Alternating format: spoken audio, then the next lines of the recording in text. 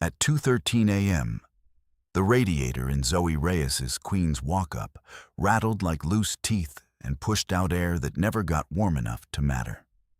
She sat at the edge of her mattress in a pair of thermal leggings and a faded t-shirt, counting wrinkled bills on top of an unopened eviction notice. 20, 40, 60. $87. One subway card with 2 rides left, and 4 quarters she kept pretending were laundry money instead of emergency bus fare. The notice was dated 3 days earlier, stamped in red, and folded so many times the paper had gone soft at the edges. Full rent by Friday, no extensions. She read the line again anyway, as if repetition could change legal language.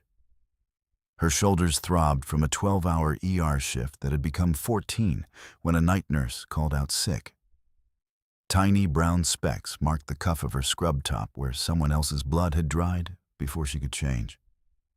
She had stopped noticing blood at work a long time ago.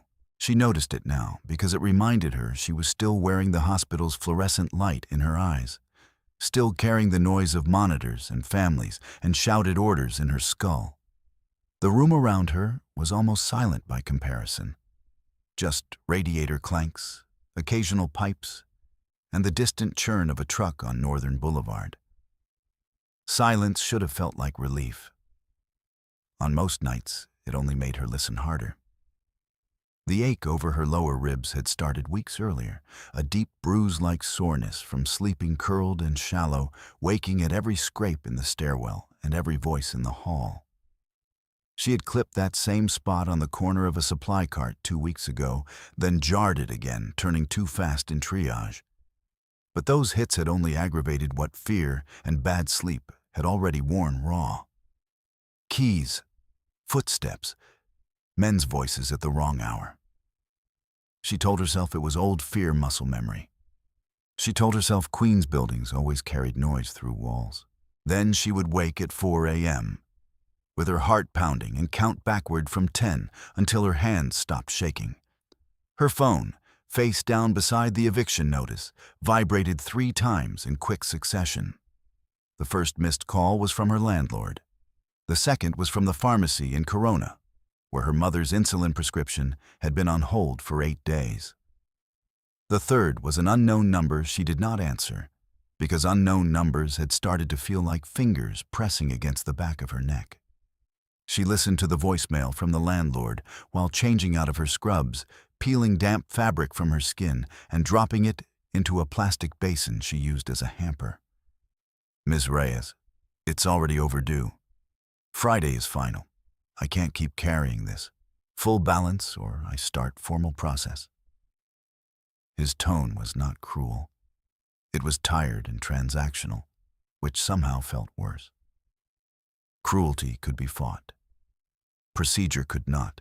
She stood in front of the narrow sink and washed her face with water cold enough to sting, then pressed 2 fingers against the bruise under her ribs and inhaled until the pain sharpened and receded. Her reflection looked older than 29. Dark crescents under her eyes, mouth drawn thin from clenching, hair twisted up in a loose knot that had mostly collapsed.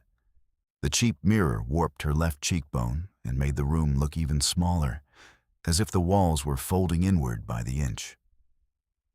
At 2:41, the unknown number called again. She almost ignored it. Rent by Friday pulsed in her head like a second heartbeat, so she answered. "Zoe Reyes?" a woman asked, brisk and awake in a way that suggested office lighting and expensive coffee. "Yes?" "This is Mara with Eastline Domestic Placement. You're on our emergency language roster. We have a same-day live-in request, Italian and Spanish translation support for a private household. Starts at noon. High discretion, full board, weekly pay. You were recommended by St. Dominic Intake last spring." Zoe gripped the counter. "What household?" A pause, then, "Bella Costa." The name landed with weight. In Queens, names traveled through diners, church steps, ambulance bays, whispered and flattened by caution. Bellacosta meant gated properties, tailored security, people who made problems disappear into paperwork and silence. It also meant money that cleared on time. Mara continued before Zoe could answer. You'd be assisting with medical meetings and household communications for an elder family member who prefers Italian. Temporary contract, renewable after 2 weeks. You'll need to arrive by noon for protocol briefing. I'm scheduled at the hospital tomorrow night. Night shift only, correct? They requested daytime availability. We can negotiate around your hospital hours if this extends. Transportation stipend included. Zoe looked at the eviction notice again. How much weekly? Mara named a number that made Zoe sit down without meaning to. Is that after agency fee? Zoe asked. After fee, direct deposit every Friday. First payment can be accelerated with signed intake. Friday, the same day as the deadline. Zoe closed her eyes. In her chest, relief and dread rose together so fast she could barely separate them. Send the contract, she said. Sending now. You'll need ID, credentials, and a clean background packet. I have all of it. Good. One more thing, Ms. Reyes. This client values protocol. No personal guests, no unlogged devices, no deviation from assigned routes inside the estate. Unlogged devices. The word snagged on something raw. Zoe turned her head toward the bed, toward the corner where the mattress dipped slightly on the right side. Understood. When the call ended, she sat for another minute with her elbows on her knees, listening to the old building breathe. Then she reached under the mattress seam and felt for the flat rectangle taped beneath the wooden slats. The burner phone was still there, switched off, wrapped in a sandwich bag and 2 layers of painter's tape. She had kept it for one reason and hated herself for still needing it. If Raphael ever resurfaced, if a number she recognized lit up in the middle of a shift, if she had to move fast without leaving a trail, that phone was the only line he didn't know had gone dark. She did not turn it on. She pressed it back into place, smoothed the mattress, and covered the spot with a folded blanket. By 3:30, she had signed the digital contract, photographed her nursing assistant certification, and sent 3 forms from the cracked laptop she called stubborn because broken felt final. Then she called her mother, who answered on the 4th ring with sleep thick in her voice and television murmuring in the background. Mama, did you take your evening dose? I split it, her mother said. Don't start, I'm fine. You can't split long-acting insulin. A soft sigh. Then work less and worry less. Zoe leaned her forehead against the wall. I got a placement. Live in. Better pay. I can cover the refill by Friday. Live where? Out on the North Shore, a state job. You're already too tired, Hiha. I know. Her mother was quiet for a beat. Then her voice changed, gentler and more precise. Are you safe there? Zoe looked at the deadbolt on her own door, at the chipped paint around the frame where it had once been kicked hard enough to splinter. Safer than here for now, she said. She slept for 90 minutes without dreams, woke at 5:22 with a cramp in her side, and started moving before her body could argue. Shower. Bandage over a blister on her heel. Scrubs folded into her backpack for the next hospital shift. 1 black blouse, 2 slacks, a cardigan, spare sneakers, medication pouch, phone chargers, copies of IDs, mother's insurance paperwork. Her suitcase was hard-shell discount plastic with 1 wheel that screamed on uneven sidewalks. She taped the loose zipper pull with clear tape and told herself it looked neat. At 7:10, she stood in line at the pharmacy with 12 people ahead of her and bought 1 insulin pen, not a full box, because 1 pen meant she could still keep $30 for food in transit. The pharmacist gave her a sympathetic look she did not want. On the way out, Rain started as a mist and turned to needle-fine sleet by the time she reached the subway entrance. Her ribs hurt each time she lifted the suitcase over puddles. Her fingers went numb around the handle. At Jackson Heights Station, she checked over her shoulder twice on the platform, and once again inside the train reflection. No one familiar. No one lingering. Just commuters in puffer coats. A teenager asleep against a window. A man with paint on his boots reading legal notices taped near the door. Ordinary morning. Ordinary fear. By 10:45, Manhattan had given way to wider roads and cleaner facades outside the rideshare window. Zoe watched brick laundromats become glass storefronts, then wrought iron gates, then stretches of old trees stripped bare by winter. Her suitcase sat upright beside her knees. Her hospital ID lanyard dug into her palm, where she held it like a tether. She reread the Bella Costa intake packet on her phone until the words blurred. Confidentiality, security compliance, movement logs, communication chain of command, language support. Discretion essential. The driver slowed in front of stone pillars capped with bronze lanterns. Beyond them, a long drive curved toward a house too large to call a house. All limestone and dark windows and disciplined landscaping that looked expensive even in the cold. Security cameras tracked the car in smooth arcs. A gate officer approached with a tablet and glanced from the screen to her face, expression blank. Name: Zoe Reyes, new language staff. He checked, nodded once, and waved the car through. As they rolled forward, Zoe felt the old apartment still in her bones. Peeling wallpaper anxiety under polished glass, the habit of making herself small before anyone could demand it. She touched the inside pocket of her bag where the pharmacy receipt sat folded around her mother's insulin, then looked at the front doors opening ahead of schedule. Staff already in position, as if the house had been expecting her down to the minute. She had $87 minus transit and medicine, a bruise that flared when she breathed too deep, and a job that might keep a roof over 2 women if she got everything right. The driver stopped beneath a stone portico, and Zoe stepped into cold air that smelled like snow and money. A man in a tailored black overcoat opened her rideshare door before she could reach for the handle, his gloved hand already extended toward the suitcase with the taped zipper pull. Zoe thanked him and kept her grip anyway, until the wheel caught on the lip of the curb and squealed loud enough to turn 2 heads near the entrance. One of the women in uniform looked down at the wheel, then at Zoe's shoes, then away with a face trained into neutrality that still managed to feel like judgment. The stone underfoot was dry despite the sleet, heated from below, and that detail hit her harder than the chandeliers visible through the glass doors. Heated stone outside. While she had wrapped her apartment pipes in old towels every December to keep them from freezing. Inside, the foyer was all polished marble and mirrored panels. Light fracturing across crystal fixtures in clean geometric patterns that made her eyes ache after hospital fluorescence and subway glare.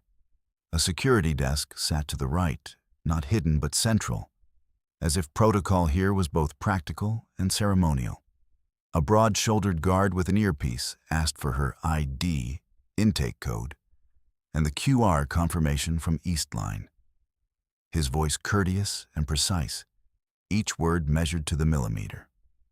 Zoe passed over her documents with fingers still stiff from the cold, and tried not to watch the reflection of herself in the mirrored wall behind him. Damp hair at the temples, inexpensive blouse already wrinkled from the ride, coat hemmed dark with sleet. Bag inspection, he said, nodding toward a stainless steel table. She set the suitcase down and unzipped it, and the tape on the pull snagged. She worked it loose, aware of 2 more staff members slowing as they crossed the foyer, aware of the gap in fabric at her right sleeve cuff where an old seam had thinned. The guard lifted each item with methodical hands. Cardigan, folded slacks, medication pouch, chargers, scrubs in a plastic laundry bag. copies of IDs in a file sleeve. He scanned her nursing assistant card without comment, then paused over the pharmacy bag she had tucked between shoes. Prescription? For my mother, Zoe said. Insulin pen. He nodded, logged it, and placed it back exactly where he had found it. Another guard passed a handheld scanner over the lining of her suitcase and the frame of her backpack, the soft electronic chirps sounding far too loud in the open foyer. Zoe knew why procedure existed in houses like this. Knew it was not personal, but humiliation did not care about logic. It still rose hot under her collar as she stood there while people in perfect uniforms watched her life reduced to inspected objects. The woman approaching from the central corridor moved with controlled efficiency and no wasted gesture. Mid-40s, severe bun, dark suit that looked custom-tailored down to the wrist, tablet under one arm. She carried the kind of authority that made conversations lower before she even spoke. Ms. Reyes, she said, stopping at the table. I'm Sophia D'Angelo, house manager. Welcome to Bella Costa House. Zoe reached for professional calm. Thank you. I appreciate the opportunity. Sophia's eyes swept her once, quick as a blade. You'll say Bella Costa with a soft C and no extra vowel. Not Bella Costa. Bella Costa. She repeated it slowly, in front of two chauffeurs now standing near the inner doors, with keys clipped at their waists. Heat climbed Zoe's neck. Bella Costa, she said, shaping it the way Sophia wanted. Better. Sophia turned to the guard. Log her as language support, provisional access routes A and D only. She is never unaccompanied in administrative wing until Mr. Bellacosta signs final authorization. Not Luca. Mr. Bellacosta. Formality as boundary and warning. Sophia faced Zoe again. You will translate for Signora Bellacosta's medical consults and selected household communications. You do not freelance interpretation for staff disputes, guest requests, or legal conversations unless instructed by me directly. If anyone asks, you refer them to chain of command. Do you understand me? Yes. You'll maintain discretion in and out of this property. No photographs, no social posting, no unlogged devices.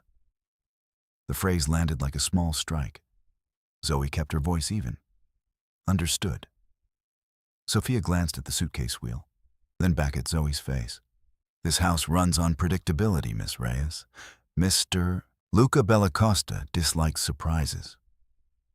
The surname with the first name this time, deliberate and sharper, carried through the foyer where two chauffeurs could hear it clearly.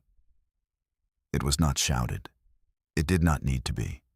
The correction, the warning, the public framing of her as potential disruption did its work in a polished, efficient cut. Zoe swallowed and nodded once. She had been spoken over by attendings, dismissed by administrators, and called sweetheart by men who wanted to see if she would flinch. This was different, quieter, expensive, and designed to remind her that she could be replaced before dinner. Sophia gestured toward a young attendant. Nadia will escort you to the guest wing after wardrobe check. You begin with lunch briefing in 20 minutes. Keep pace. They moved through corridors that looked museum clean, muted carpets absorbing footsteps, oil paintings under discreet lights, brass hardware that reflected no fingerprints. At each threshold, staff used keycards and thumb scans with mechanical discipline. Zoe tracked turns automatically, building a map in her head the same way she did in a chaotic ER. Nearest exit, blind corner, camera dome, locked door. The estate smelled faintly of beeswax, polished wood, and expensive citrus cleaner. By the time Nadia brought her to a service dressing room for uniform fitting, Zoe's ribs had tightened into a dull band of pain from carrying her posture too straight. House palette is black, charcoal, winter cream, Nadia said, handing her 2 pressed blouses and a skirt she knew would fit before Zoe even tried it. "Your own clothes are fine off-duty in private quarters. You'll wear this for meetings." Zoe changed behind a screen and stared at herself in the full-length mirror after she buttoned the blouse. The fabric sat right where discount store seams always failed to sit right. But it was clean, precise, and made her look like she belonged to the architecture. She did not feel like she belonged to anything but fatigue. Lunch briefing took place in a smaller formal room with a long table set for 6 and only 2 chairs occupied. Sophia sat at one end with her tablet. Across from her, an older man with silver hair and a scar crossing his chin introduced himself as Carlo Veri, head of security operations.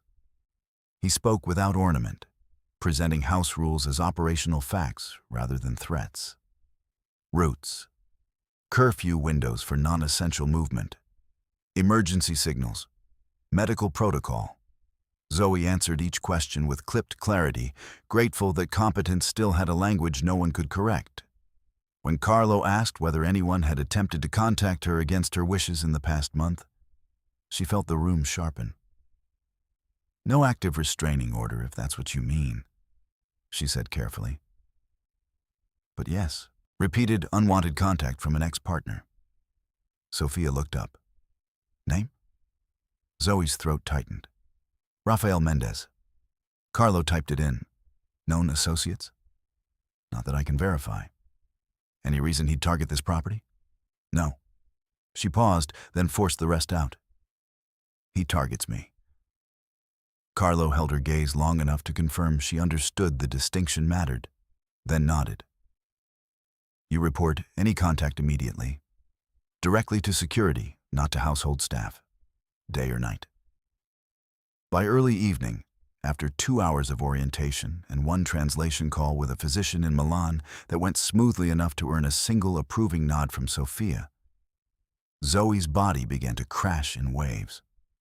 Hunger hit first, then a thin tremor in her hands, then the cotton-heavy sensation behind her eyes that came when she had slept less than 3 hours in 24.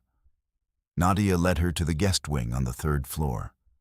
A corridor so quiet she could hear the whisper of forced air vents behind paneled walls. Her room was larger than her entire apartment.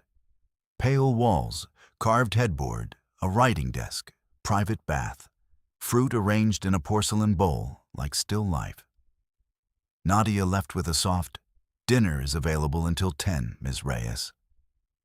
The door clicked shut, and silence pressed in. Zoe set her suitcase by the wardrobe and stood still in the center of the room, suddenly unsteady. She should have eaten. She should have showered. She should have called her mother before it got too late. Instead, she dropped to a crouch by the bed, lifted the mattress corner with both hands, and checked the underside slats. Empty, smooth wood. She exhaled once, then reached into the false bottom of her backpack, where she had hidden the burner, still wrapped in plastic and tape. Her pulse thudded in her sore ribs as she slid it into place beneath the mattress and pressed the edge down until nothing showed. One reason. One insurance line she hated needing. She stood and forced herself through routine. Plug-in charger. Lay out tomorrow's blouse. Count cash left in wallet. $32 in change after medicine and transit. She called her mother, got voicemail, left a message in Spanish with instructions to take dinner before bed. Then she sat on the edge of the untouched mattress and opened the fruit tray cover just to prove she could eat, only to close it again when nausea rolled up from an empty stomach and too much adrenaline. At 4:47 a.m., she woke from shallow sleep with her jaw clenched and her fingers numb. The room was dark except for a thin line of corridor light beneath the door. Her phone read one missed call from an unknown number at 3:58 and a text from the pharmacy confirming refill pickup hours. She listened. Nothing. Then a muffled metallic clatter from somewhere below and to the left, followed by a muttered apology in Italian and the quick staccato of footsteps retreating down service stairs. She pulled on a cardigan and opened her door to the corridor. Cold air threaded through the house despite central heat, carrying a faint smell of wet wool and engine exhaust. At the far intersection, a valet in black livery stood near a side table, shoulders shaking as he tried to fit a key ring onto a hook. The keys slipped and hit the floor with a bright, brittle scatter. "You okay?" Zoe asked softly. He jerked like she had touched him. "Fine. I'm fine." His smile came too fast and never reached his eyes. He gathered the keys with both hands, and she saw the tremor clearly now, not from cold, but from fear held too tight. Before she could ask anything else, a wall-mounted staff monitor 2 doors down blinked to static and then back to camera grid. For a breath, every feed disappeared. Then the images returned. Kitchen corridor, south gate, garage ramp, conservatory hall. 9 seconds, maybe less, maybe more. Long enough to notice. The valet saw where she was looking and stepped back. "Maintenance," he said, voice thin. "It does that." She did not believe him. She also did not push. She went back into her room, locked the door, and stood with her ear against the wood until her heartbeat slowed. The line of light under the threshold vanished as someone stopped outside. No knock, no voice, just presence, close enough that she could feel her skin tighten. She moved quietly to the bed, dropped to her knees, and pulled the burner free from under the mattress with shaking hands.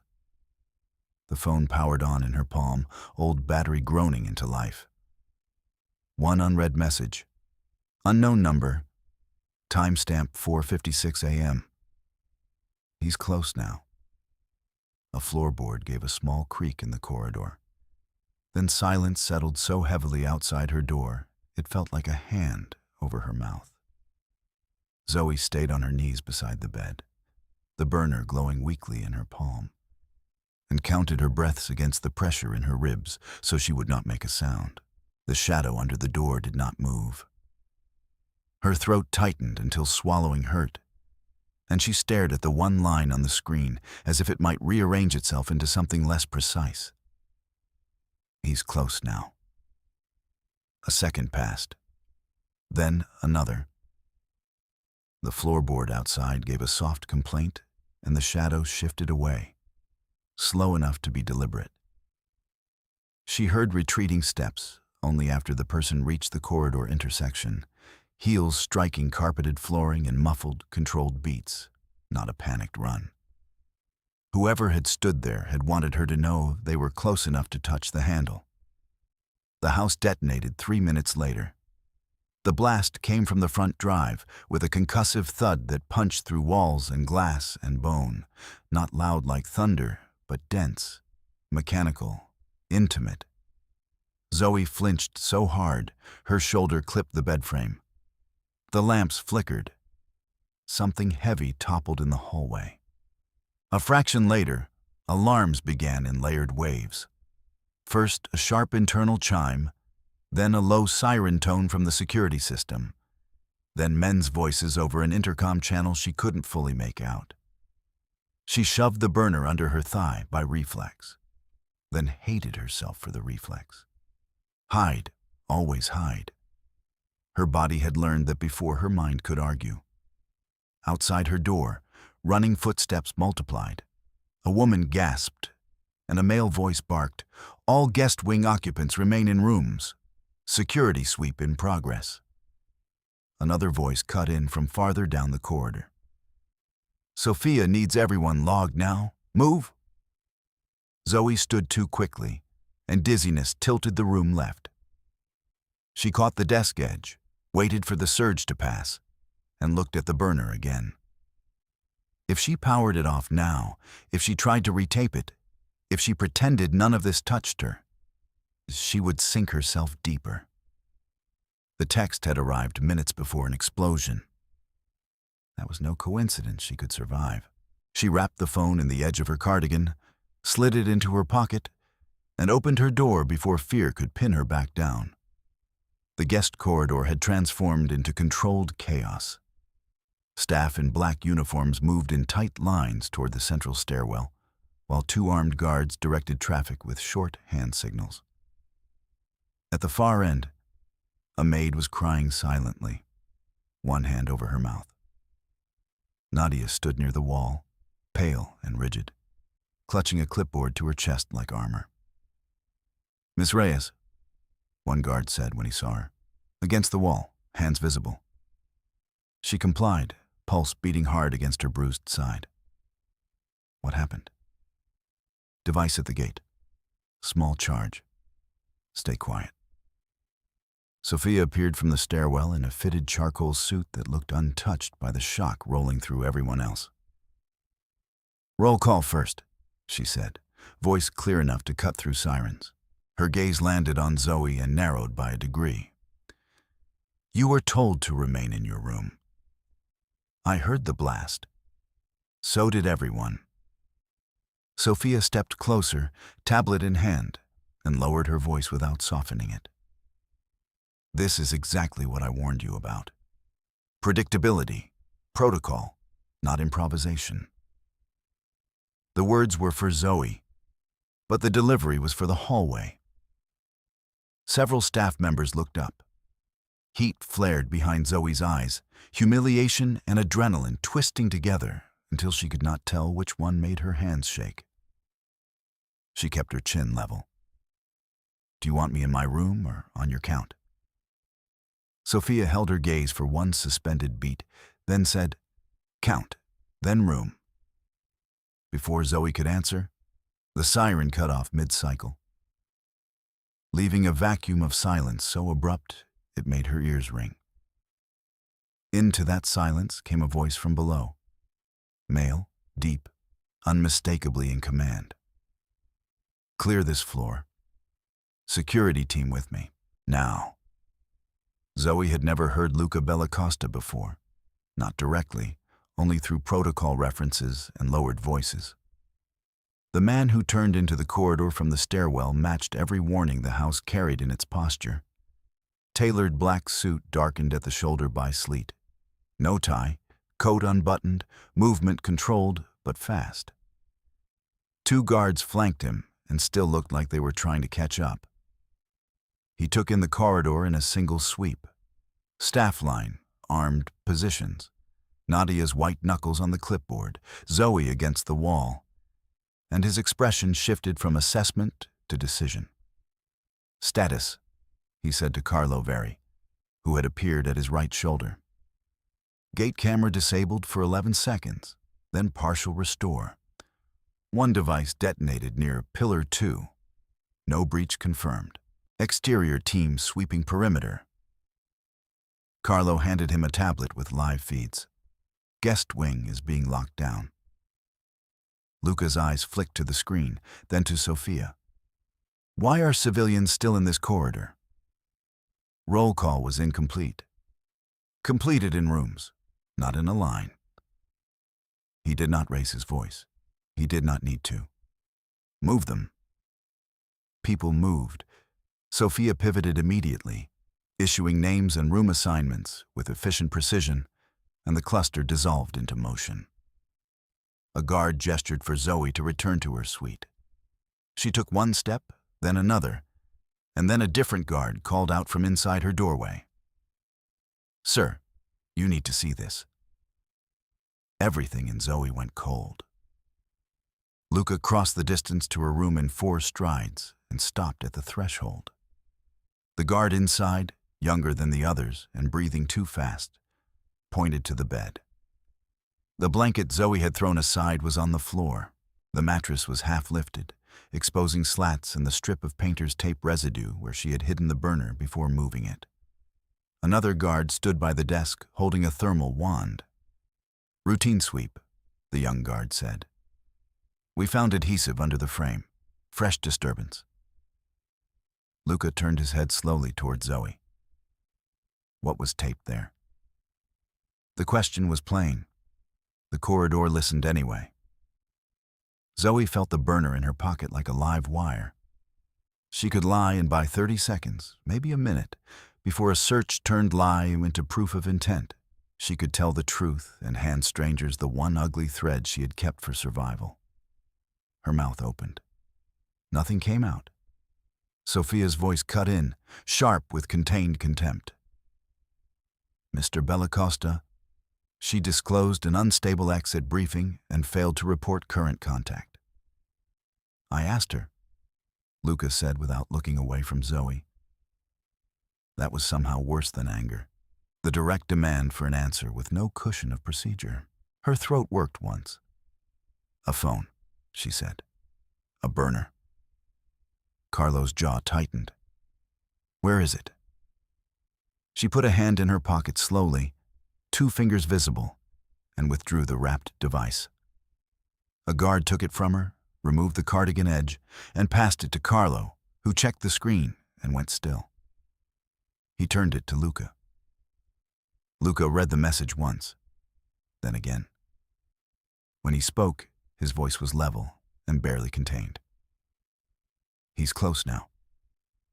The line landed in the center of the corridor like another charge. Who sent it? Luca asked. Unknown number. Who is he? Rafael Mendez. Why is this phone in my house under a mattress during an active attack? Because I thought if I obeyed every rule, maybe fear would still let me breathe. Because men who promise they'll find you are not always bluffing. Because poor women are expected to be transparent until transparency gets them killed. None of those answers would survive this hallway. Zoe forced air into her lungs. Because if he resurfaced, he wouldn't call my registered line. He used this number before. I kept it off unless what? Unless I had to know where the threat was. Sophia gave a short, incredulous exhale. You brought an unlogged contact channel into a secured estate. Zoe turned toward her before she could stop herself. I brought a warning channel because nobody here was the one he hunted. Enough, Carlo snapped. But the damage was done.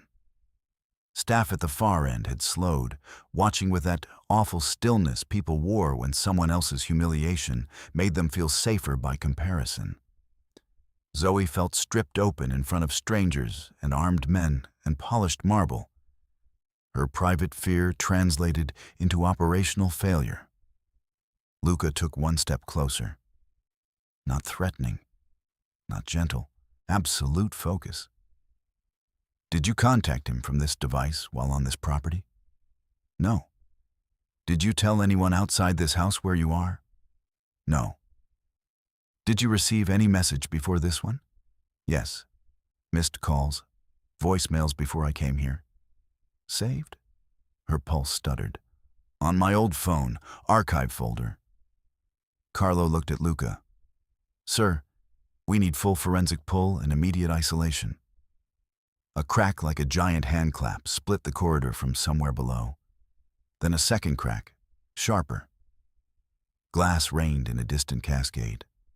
A woman screamed from the conservatory level. Shots fired, barked a voice over comms. Conservatory east side, 2 impacts. No visual on shooter. The freeze happened inside Zoe before she even knew she had stopped moving. Her knees threatened to fold. The hallway narrowed to points of light and sound. Carlo shouting coordinates, guards drawing tighter formation, Sophia ordering staff to lock down. Luca turning his head toward the stairwell with predatory stillness. Every old fear in Zoe's body surged at once, and for one blank second, she was back in a queen's apartment with a splintered doorframe and a man outside who knew exactly how long it took her to decide whether to run. Luca faced her again. Look at me. She did. Can you stand? Yes. The word came out thin. Do it. She straightened on shaking legs. Carlo reached for the burner. We'll bag this now. Zoe heard herself say, wait. 3 men turned toward her at once. The room braced for nonsense from the compromised outsider. She tasted copper where she had bitten the inside of her cheek and forced the next sentence through the tremor in her chest.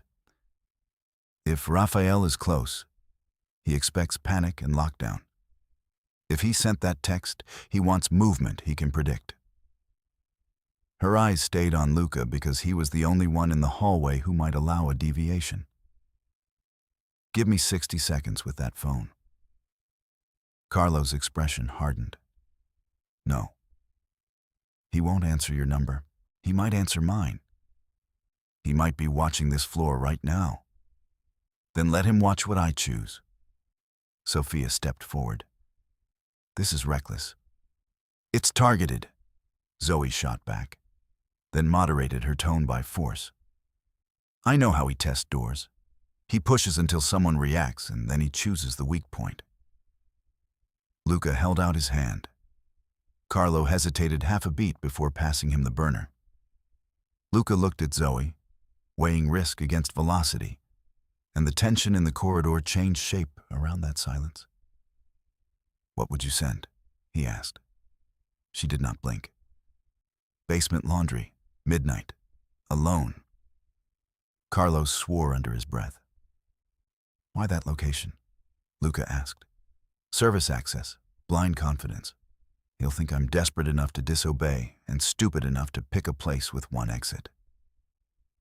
Zoe drew one ragged breath. You can box him on camera from 3 angles if you clear the cart bays first. Carlo stared at her, recalculating in real time. Luca's gaze never left her face. Can you do this without breaking?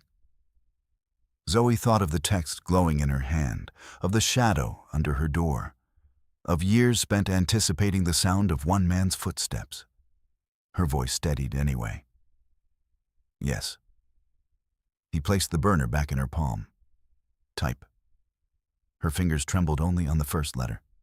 Basement laundry, midnight, alone. She showed Luca before pressing send. The message delivered instantly. Now the archive, Luca said. She unlocked her primary phone, opened the buried folder she had hoped never to share, and handed it over. Dozens of saved voicemails, transcribed threats, clipped apologies that turned into commands by the second sentence, timestamps spanning months. Carlo took the phone and passed it to a tech officer who had just arrived with evidence bags. Lock wing C, Luca said, voice turning to steel command. Pull exterior feeds for the last 30 minutes and mirror to offline storage. Replace all service point staff with armed rotation. Medkit to guest wing now. And move my niece to the panic suite with double detail. Yes, sir. He shifted one step, placing his body between Zoe and the open corridor without seeming to think about it. From this moment, Miss Reyes moves with security escort only. No exceptions. Sophia, update household protocol and keep staff off open channels. Sophia nodded once, all earlier edge stripped down to obedience. Understood. Carlo keyed his radio. Team Alpha on me. Team Bravo, sweep conservatory and recover rounds. No one leaves this property unlocked. A medic appeared with a hard case, checked Zoe's pupils with a penlight, and asked if she could breathe through the rib pain. She answered automatically, eyes still fixed on Luca's profile. He was listening to 3 channels at once, issuing orders in short chains that turned panic into structure. But when she swayed, he put a hand at her elbow, steady and brief. Stay behind me, he said quietly. Do you understand me? Zoe nodded. The house around them moved like a machine under stress, metal and marble and fear. And for the first time since the message lit up under her hand, she was no longer frozen. She was in it, named and seen, and now bound to the plan she had just set in motion. The comms traffic thinned into disciplined bursts as Luca steered Zoe down the guest corridor. His hand still at her elbow, his body angled so that every open sight line hit him first. Armed guards peeled off at intersections with quick acknowledgments, and each doorway they passed clicked into a deadbolt sequence Zoe could hear through the wood. The house had gone from polished hospitality to fortified grid in less than 2 minutes. Carpet runners muffled their steps, but the urgency stayed loud in the way men moved, in the clipped syllables over radios, in the hard smell of burned propellant, drifting up from the shattered conservatory below. Room 3C is no longer secure, Carlos said into his mic as he caught up beside them. Relocate Reyes to interior blue room, 2-post detail, rotating every 20. Luca did not break stride.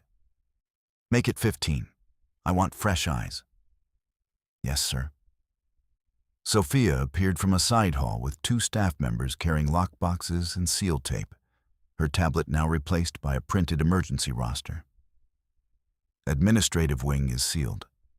Kitchen service has been reduced to essential team only. We're rerouting all household movement through Corridor D. Good, Luca said. No one uses service stairs without visual clearance from security. If someone complains, they complain to me. She nodded once, then looked at Zoe with an expression no longer polished for status performance, only sharpened by operational focus. Your translation schedule is suspended. You remain where security places you. Zoe's ribs flared when she inhaled, but she kept her tone level. Understood. They turned through an unmarked panel door into a narrower internal corridor with no windows, matte walls, and recessed cameras hidden behind smoked glass. The blue room sat at the end, compact, reinforced, furnished like a private office stripped of decoration. Steel-backed door, 2 armchairs, 1 narrow sofa, a wall monitor, a first aid cabinet, bottled water already staged on a side table. It looked temporary and permanent at once, as if people had waited out storms here before. A medic in Navy tactical scrubs opened the hard case and gestured toward the sofa. Sit, Miss Reyes. I need to check that rib injury. I'm fine. You're upright, the medic said calmly. That's not the same thing. Luca's voice came low and controlled. Sit. Zoe sat. The medic introduced himself as Dr. Heller and worked with efficient gentleness, fingers pressing along her lower right rib margin, while she fought the instinct to pull away. Pain caught sharp under his thumb, and she hissed before she could hide it. Likely contusion aggravated by stress and sleep loss, he said. No signs of immediate respiratory compromise, but I want imaging if pain spikes or breathing changes. He looked at Luca. She needs anti-inflammatory medication, hydration, food, and monitored rest. Shock response is active.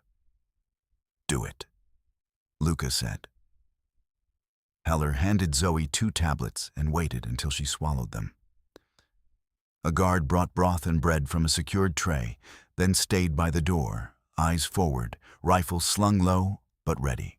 Luca took a call on speaker for exactly 10 seconds. Report. A male voice answered through static. 2 rounds recovered from conservatory east frame. Angle suggests exterior shot from tree line near maintenance road. No casualty, glass only. Thermals? Partial signatures, then nothing. Keep sweeping. Tighten perimeter by 30 meters. Nobody freelances heroics. Yes, sir. He ended the call and turned to Carlo, who had entered behind them with a tablet full of camera grids. Walk me through the approach vectors. Carlo expanded the feed map. If Mendez came himself, he had either inside timing support or prior reconnaissance. Gate blast was small, distraction grade. Shots at conservatory were suppression, not kill pattern. He wanted us pulled wide. Luca nodded once, and we went wide. Only for 90 seconds. We're contained now. Not enough. Lock wing C as ordered. Pull every exterior frame from 45 minutes pre-blast to now and duplicate offline. Luca pointed at the monitor. Basement laundry gets converted to controlled interception zone. I want camera redundancy and no dead corners. Clear all carts and linen bins. Carlo tapped notes. Already in motion. Good. Midnight meat stands unless intel changes. Zoe looked up sharply. He'll test for softness. If the location looks too clean, he'll abort. Carlo met her gaze, assessing rather than dismissive now. How would he verify? He listens first, then he sends someone else through a door to see who reacts. Luca shifted his attention to her. Then we let him hear normal operations. Sophia, keep a reduced service rhythm in lower hallways. No visible tactical stack near laundry access.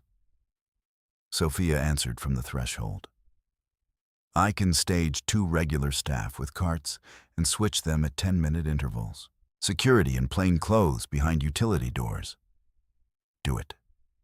The resulting quiet in the room felt different from fear. It was engineered quiet, tension held under command. Zoe wrapped her fingers around the warm broth cup and realized she had stopped shaking. Her pulse still pounded, but the pace had changed, less wild, more directional. Across from her, Luca stood with his jacket open, rain drying in dark streaks along the sleeve, jaw set hard enough to throw shadow over his cheekbones. He did not posture. He anchored. 23 minutes after the conservatory shots, a tech officer entered with evidence sleeves and an external drive. Forensic prelim on Miss Reyes's archive, he said to Carlo. Voicemails are authentic. Metadata consistent with repeated contact attempts over 9 months. Multiple numbers, same voice print cluster. Threat language escalates around relocation periods. Any trace to current perimeter event? Carlo asked. Too early. Keep going. The officer hesitated, then added, one saved clip references laundry doors specifically. Could indicate prior surveillance habits. Luca's gaze snapped to Zoe. You heard that before and didn't report it? Zoe set the cup down carefully so she would not spill. I heard hundreds of things. Most were bluffs to keep me from sleeping. His expression stayed still, but the edge in his voice sharpened. In this house, you do not decide alone which threats are real. Her throat tightened. In my old life, deciding alone was the only way I stayed breathing. The words hung between them, rawer than she intended. Carlo looked toward the door, giving the argument privacy without leaving the room. Luca's hands flexed once at his sides, not anger exactly, more like restraint under pressure. He spoke again, quieter. You're not in that apartment now. No, she said, and the single word carried fatigue and disbelief in equal measure. He held her gaze a beat longer, then turned back to logistics as if both of them needed the structure. Heller, set a 4-hour check schedule. If pain worsens, we move her to private clinic under escort. Sophia, assign 1 female staff liaison for non-security needs. Already selected, Sophia said. Nadia can rotate with Marta. Fine, meals logged, hydration tracked. Zoe almost laughed at the precision, not from humor, but from the surreal contrast. In Queens, she had rationed insulin pens and counted quarters. Here, someone was assigning hydration protocols like she was a diplomatic asset. The thought stung, then softened when Nadia entered quietly with a folded blanket, extra charger cables, and a clean cardigan in house charcoal. I brought these, Nadia said, placing them on the chair. And your pharmacy bag from your suitcase. Security cleared it. Zoe blinked. Thank you. Nadia gave a brief nod and stepped back out. Luca checked his watch. Carlo, with me for external review. He moved toward the door, then stopped and looked back at Zoe. 2 guards outside, 1 inside. If you need anything, you ask. You do not leave this room without my approval or Carlo's. Do you understand me? Yes. Say it. I understand. He gave one short nod and exited with Carlo, command energy trailing after him like a current. The doors sealed behind them with a heavy click. A guard repositioned near the interior wall monitor, and another took post just outside, visible through the narrow reinforced pane. Zoe leaned back against the sofa and let her head tip to the cushion for 3 seconds, maybe 4, until the room stopped spinning. The broth settled warm in her stomach, and the anti-inflammatory began to blunt the sharpest edge in her side. On the wall monitor, camera feeds cycled through hallways she now recognized: service junction, garage ramp, lower pantry door, linen corridor outside basement laundry where carts were being moved exactly as ordered. It was all choreography, controlled and expensive and relentless. When Luca returned, his hair was still damp at the temples, and his cuff had a faint smear of dust from the conservatory railing. He closed the door himself this time, leaving only one guard inside. The shift in privacy changed the air in the room without softening it. "Talk," he said. Zoe sat up, blanket pulled at her lap. "About what?" "About the parts you keep treating like optional."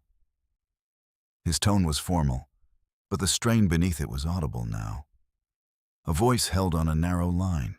She looked at his hands, at the pale scar crossing one knuckle, at the way he stayed standing as if sitting would slow him down too much. "You want chronology?" she asked. "I want truth with enough detail to keep you alive."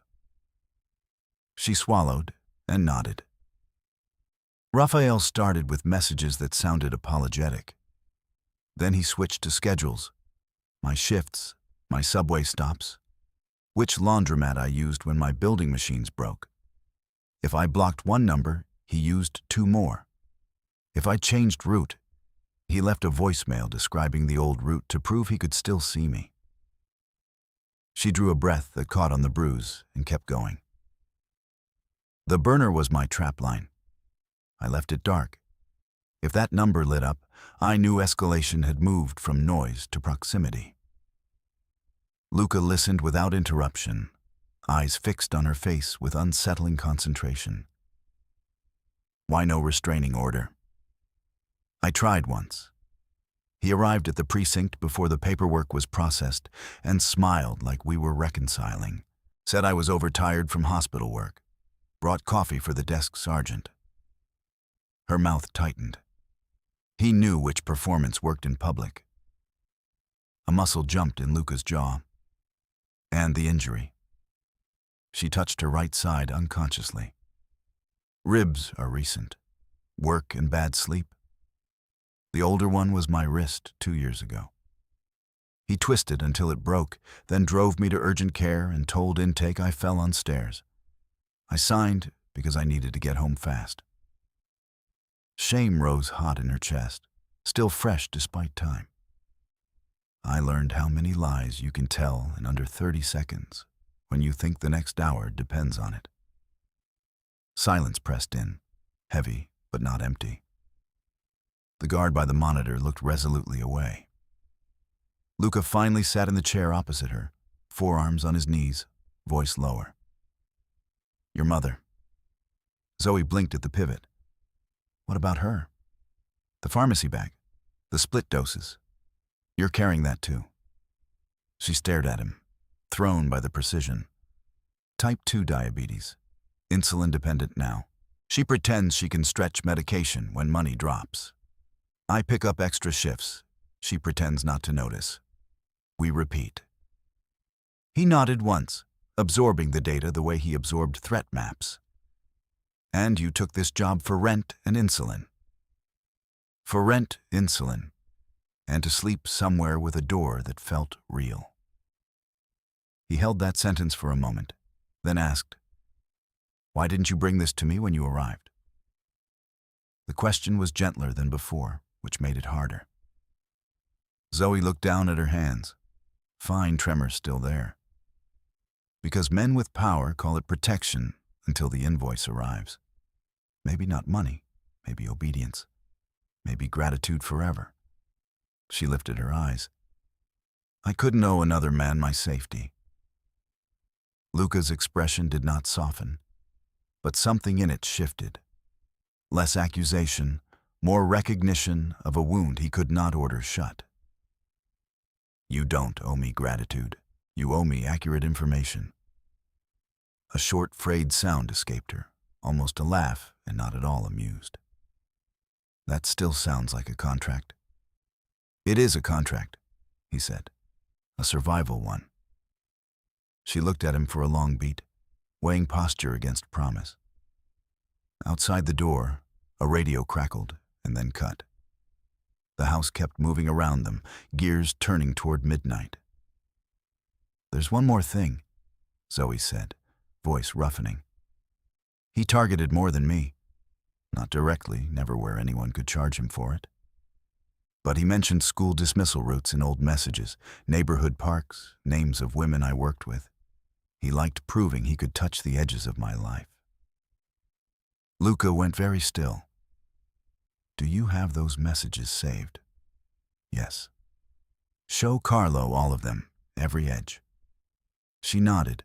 He rose, then paused with his hand on the back of the chair. You were right about one thing. She waited. He does test doors.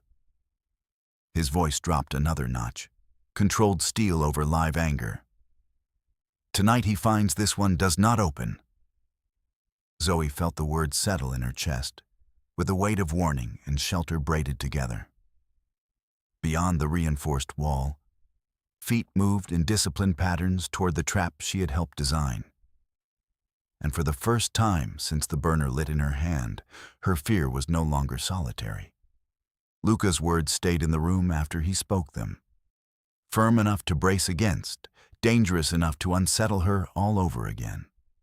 Zoe held his gaze, feeling the pull of two instincts that had never coexisted cleanly in her life. Step toward the person building a wall around her, or step back before the wall became a cage. The guard by the monitor turned his volume down on the live feeds, and the low hiss of radio traffic became background static. Luca watched her like he was reading a threat matrix. But his attention kept catching on her face, her hands, the slight hitch in her breathing when her ribs protested. Concern from men like him always arrived wrapped in control. That was the part that made her chest tighten. Carlo entered without ceremony, tapped twice on the steel-backed door, and crossed to the monitor. Basement pattern is set. Utility cameras are doubled and mirrored to offline. Team Alpha in maintenance coveralls at Corridor Junction. Team Bravo in plainclothes by service elevator. We have a clean camera box where she predicted. He looked at Zoe. If he follows script, he enters through South Service, pauses by the linen chute, scans for tails, then commits to laundry. He shifted his attention to Luca. I still don't like her physically present. Luca answered without looking away from Zoe. Neither do I. The directness hit harder than agreement would have. But he came for her, and he needs visual confirmation to close distance. Zoe pushed the blanket aside and stood, slowly, keeping one hand near her ribs. I'm not fragile. Carlo's expression did not change. No one said fragile. I said exposed. She met his stare. Exposed is what draws him in. Luca stepped closer, close enough that she could smell rain still trapped in wool and the faint, clean bite of gun oil from someone else's shoulder brushing his coat in the hall. You get one roll, he said, voice low and precise. You stand where we place you. You do not improvise. You do not chase him. And you do not move unless I tell you to move. Zoe's pulse jumped at the command in his tone, and at the fact that part of her wanted to obey because it sounded like certainty. You keep saying that like I'm one bad second away from breaking protocol. You are one bad second away from getting hurt, he said. By 11:32 p.m., The blue room clock had become the loudest object in Zoe's world, each minute clicking her closer to the message she had sent with her own thumbs. Nadia returned once with fresh water and a granola bar Zoe forced herself to eat in 3 dry bites, then disappeared again when Carlo rerouted all non-essential movement away from the basement level. Sophia came in briefly with a printed consent form authorizing temporary forensic access to Zoe's archived voicemails. "Sign if accurate," she said, handing over a pen. Her tone had lost its social polish entirely. Now she sounded like someone who had survived too many crises to waste syllables. Zoe signed. Sophia scanned the line, nodded, and said quietly, "For what it's worth, Ms. Reyes, your read on him gave us our only clean setup tonight." It wasn't warmth, but it was respect, and the shift landed unexpectedly deep. When Sophia left, Luca remained by the door, phone dark in his hand. Zoe broke the silence first. "If this works, he goes into your system." Luca shook his head once. "Not mine. Law enforcement takes custody if we can attach charges cleanly." She studied him, wary reflex still active. "And if you can't attach them cleanly?" His jaw set, the answer written in restraint. "Then he still doesn't get near you again." The room narrowed around that sentence. "That sounds like ownership," she said. "It sounds like perimeter control," he replied. "You can call it whatever lets you sleep." She hated that she understood him. Hated more that his version of protection looked like logistics and exits instead of debt and leverage. Fear and attraction braided tighter with every exchange, neither canceling the other. At 11:51, Carlo gave the movement order. Zoe was fitted with a discreet earpiece and a small mic clipped inside her cardigan placket. A female officer from Luca's team checked the wire routing and asked permission before touching her shoulder. That tiny courtesy almost undid her. Luca noticed, said nothing, and walked her through a service corridor painted matte cream, the kind of utilitarian hallway hidden beneath the estate's marble face. Fluorescent lights hummed overhead. Industrial detergent, damp linen, and cold metal filled the air. The basement laundry sat beyond double swing doors with round porthole windows, each door propped half open to look routine.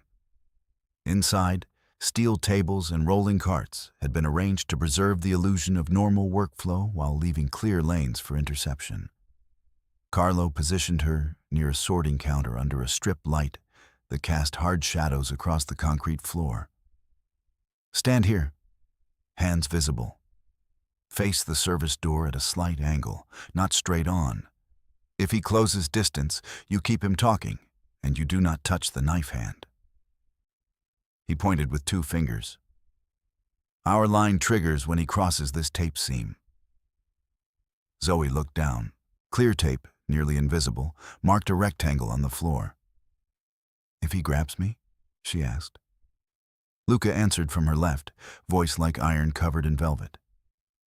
"He won't keep you." She looked at him. "That's not what I asked." He held her gaze. "If he grabs you, I end it." The promise sent a shiver across her skin that was part fear, part something she did not have space to name. The next 4 minutes stretched elastic and thin. Laundry machines thudded on timed cycles in an adjacent room, staged noise for anyone listening. A plainclothes guard pushed a cart through the far corridor on schedule, nodded without looking at Zoe, and vanished through a side door. Then the expected pattern broke exactly as she had warned. A mop bucket rolled into view from the south service entrance, guided by a man in janitorial gray with his cap pulled low. He parked the bucket, stepped back out of frame, and did not return. Probe, Zoe thought. Door test. She kept her breathing even and stared at a folded stack of white towels until her heart steadied. In her ear, Carlo's voice came as a whisper. "Decoy confirmed. Hold."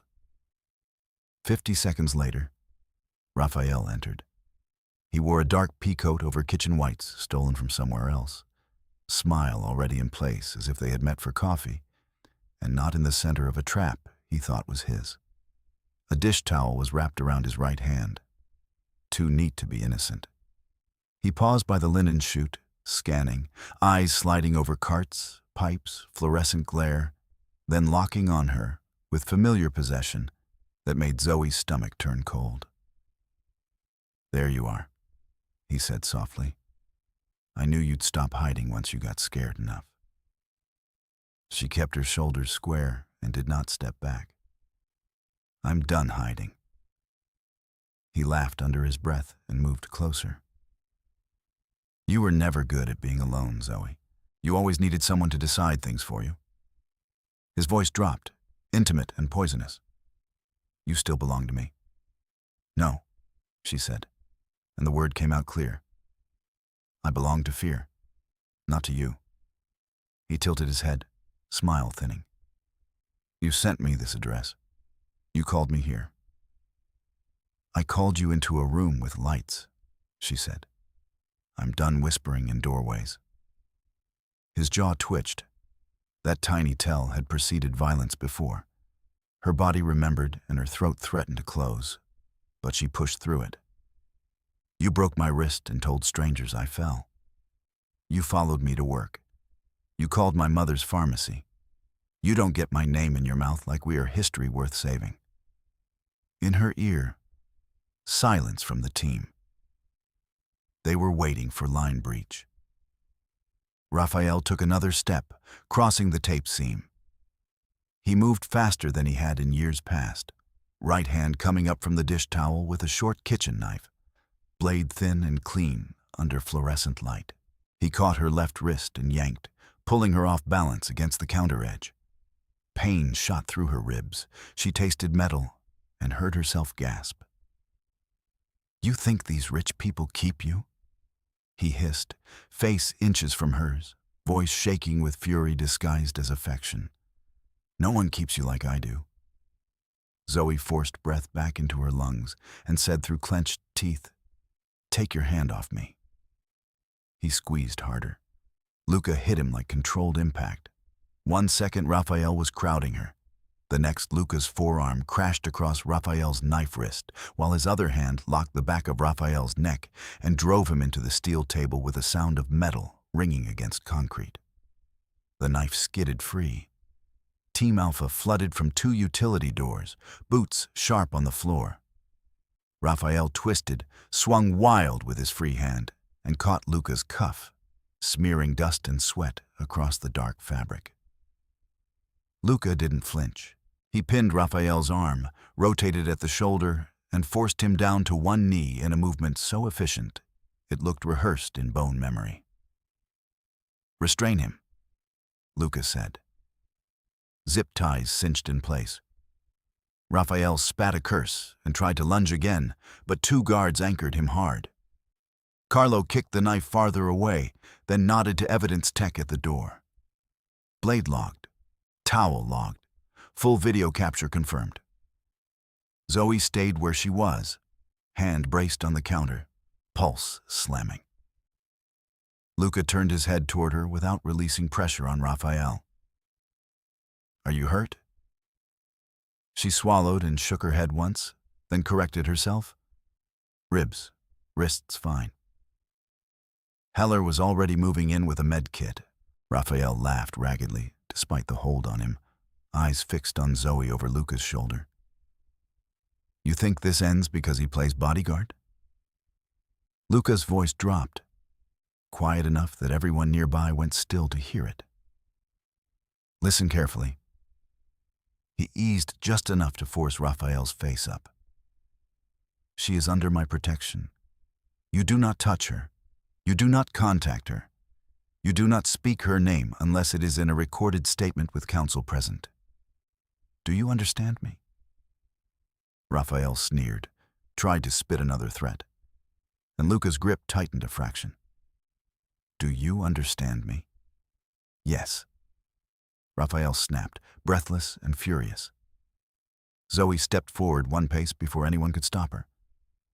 "No," she said, voice shaking and steady at the same time. Every eye turned to her. He understands me. She looked directly at Raphael, refusing the old instinct to look at the floor. "You don't own my hours, my route, my family, my body, or my fear. There is no version of me that comes back to you, ever." Raphael stared, stunned more by the public refusal than the restraints. "Zoe, don't," she cut in. "You lost that right." Carlos signaled the team.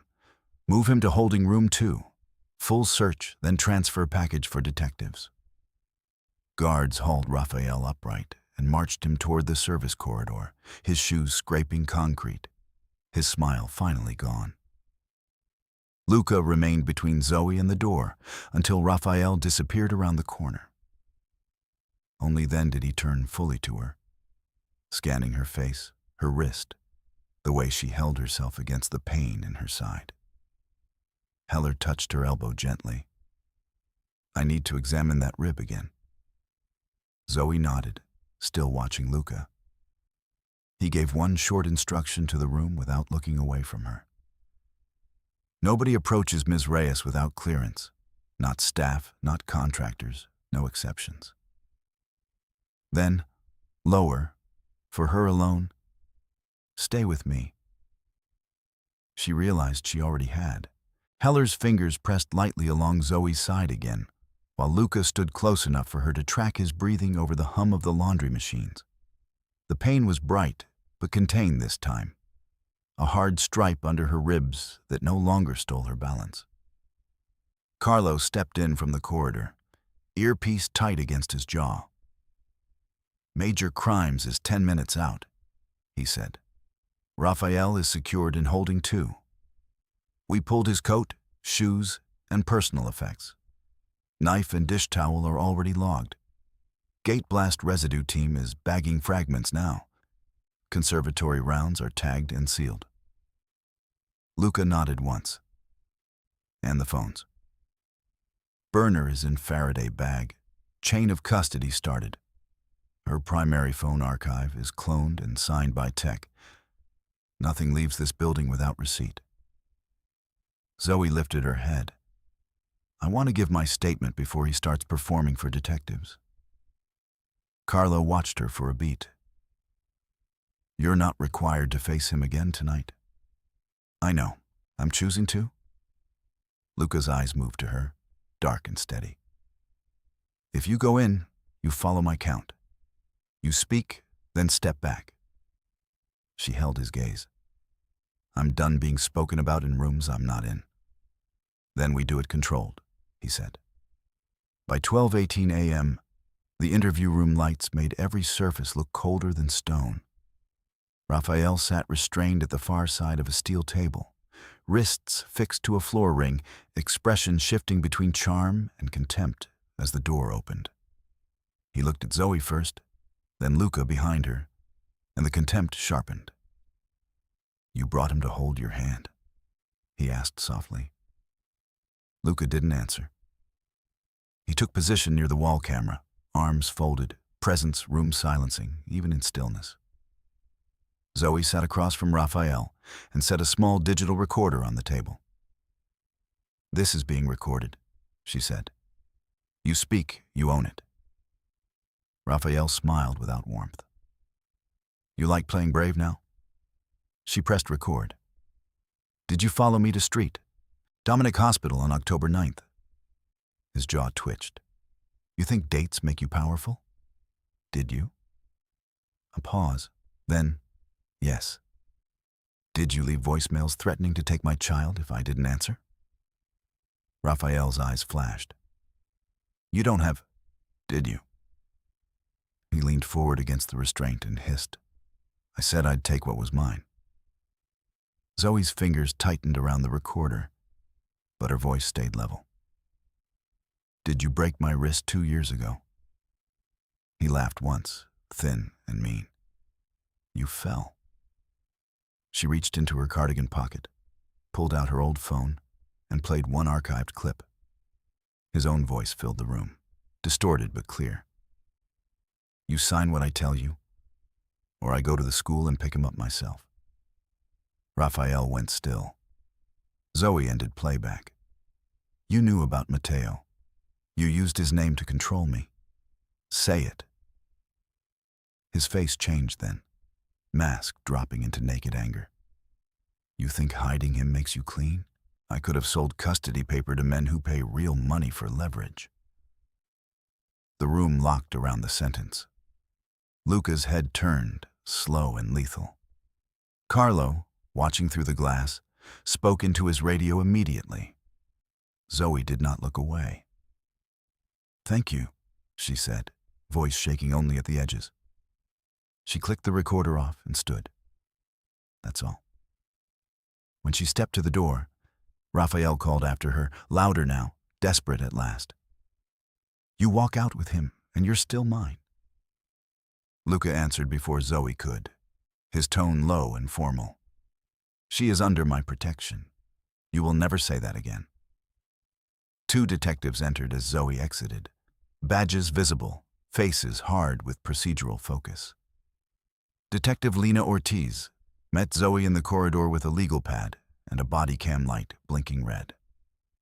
Ms. Reyes, I'm taking lead, Ortiz said. I need full chronology, and we can request emergency protective orders before sunrise. You did the right thing staying on record. Zoe nodded once, then gave everything in sequence. Unknown calls, burner text, gate blast, laundry setup, the knife, the confession. Ortiz wrote fast, then asked, the valet who dropped keys at dawn, did you recognize him from before? No, but he was terrified. We have him in secondary interview. He asked for counsel and then asked if we could keep his sister's address sealed. Ortiz's mouth tightened. He admitted Raphael threatened family debt and forced him to run a maintenance override. That explains the 9-second camera outage and why someone stood outside your door before the explosion. He was ordered to confirm you were inside. The final loose wire snapped into place in Zoe's mind. Not a ghost in the corridor. A frightened man doing what fear had taught him. At 2:07 a.m., the evidence table in Bella Costa's security office looked like a catalog of one night's violence contained. Faraday bag with the burner phone, barcode attached. External drive holding voicemail archive. Signed by forensic tech and Detective Ortiz. Knife in clear sleeve. Dish towel in separate sealed bag. 2 flattened bullet jackets from conservatory frame. Fragmented metal and wiring from the gate charge. Printed screenshots of the text thread and call logs. Carlo checked each tag aloud, while Ortiz countersigned and her partner photographed every transfer. Nothing unaccounted, Carlo said. Ortiz clicked her pen closed. Custody transfer complete at 2:11. Rafael Mendez is remanded pending arraignment on assault, stalking, unlawful restraint, explosives, and attempted kidnapping-related charges. Material witness processing for the valet is separate. Luca gave a short nod. My legal team will cooperate through official channel only. Ortiz looked at Zoe. You'll be contacted by victim services before morning. You can decline, but I recommend you don't. I won't decline, Zoe said.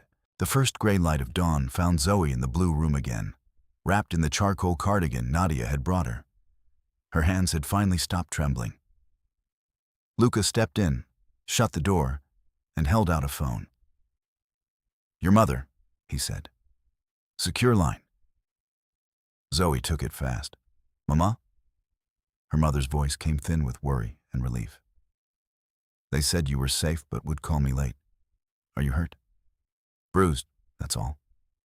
I knew this job was wrong from the first sentence. Zoe shut her eyes briefly. I know. Listen to me. You will not go to the pharmacy alone this week. A driver will take you. It's arranged through Detective Ortiz and Victim Services. A pause. Driver? Just for a few days. Her mother exhaled shakily. And Mateo, The name hung in the room like a second heartbeat. Luca didn't move, but his attention sharpened. Zoe lowered her voice. Is he okay? Sleeping. He asked if you're still at the big house with the cold floors. A laugh broke from Zoe, sudden and wet. Tell him yes, but the floors are warmer now. When the call ended, she handed the phone back and looked at Luca directly. I should have told you sooner about my son. His answer came quiet. Why didn't you? Because powerful men call protection a favor, then present the bill. She drew breath against the ache in her ribs. I couldn't risk Matteo becoming collateral in someone else's loyalty game. Luca absorbed that without flinching. You owe me nothing but truth now, and here is mine. I don't want your child hidden like evidence. He set a folder on the table between them. This is a written security framework. Revocable. No financial hooks, no custody claims. You can terminate it at any time. She opened the folder. Every line was specific.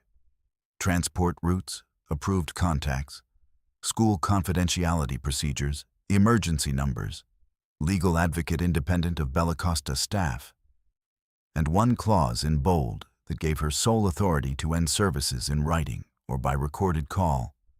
No trap language, no ownership language. Why this clause? She asked, touching the bold line. So you never have to ask permission to leave a system built for you, he said. 3 weeks later, on a clear Sunday just after noon, the brownstone in Brooklyn Heights smelled like fresh paint and brewed coffee instead of bleach and fear. 2 plainclothes security officers stood on the sidewalk in conversation distance, not on the stoop. Inside, boxes sat open in the parlor, while Matteo, 7 years old and serious-eyed, knelt on the rug arranging toy cars into perfect parallel lines. This one is mine, he told Luca, holding up a red car with one missing wheel. Luca crouched to Matteo's level in a dark sweater instead of a suit. Then it stays in your command. Matteo considered him, then nodded and returned to the rug. At the dining table, Detective Ortiz reviewed final paperwork with Zoe. Raphael was remanded without bail at arraignment. Judge cited flight risk, violent pattern, and recorded confession. Protective order is active. If he tries contact from custody, it adds charges. Zoe signed the last page, hand steady. And the valet. Material witness status, cooperating. His statement matched the camera outage timeline and the doorstep confirmation. He's not walking free of consequences, but he's not being treated as principal. Zoe nodded. That too felt right in a world that was rarely fair and sometimes precise. Sophia arrived with a slim envelope and placed it beside Zoe's elbow. Final inventory reconciliation, she said. Your inspected suitcase contents were returned on day of release. Pharmacy receipts and personal IDs verified. House found no missing personal effects. Her gaze held Zoe's, direct and unornamented. I misjudged you in my foyer. I won't repeat that mistake. Zoe studied her, then dipped her chin once. Noted. When the paperwork ended and Ortiz left, Luca remained by the front window, watching Matteo race the red car along the baseboard. Zoe stood beside him, close but not touching. It's finished, she said. The case is contained. Luca corrected gently. Healing is slower. She looked at him. You're learning softer words. I'm learning your definitions. Outside, late light moved across the row house facades, clean and ordinary. Inside, Matteo made engine noises under his breath and asked if tacos counted as unpacking food. Zoe smiled before she could stop herself, the expression unfamiliar on her face and easier every day. Luca turned to her, voice low. Security terms remain active only while you want them. One call ends it. I know. And if you call, I come. She held his gaze for a long beat, feeling the charge still there, dangerous and tender and no longer confused with fear. Then I'll call when I choose, she said. His mouth shifted, almost a smile, and he inclined his head once, accepting the boundary as if it were an oath. In the next room, Matteo shouted that his red car needed a pit crew, and Zoe stepped toward the sound with Luca moving beside her, not ahead, while the front door stayed closed against the winter wind and opened only from the inside.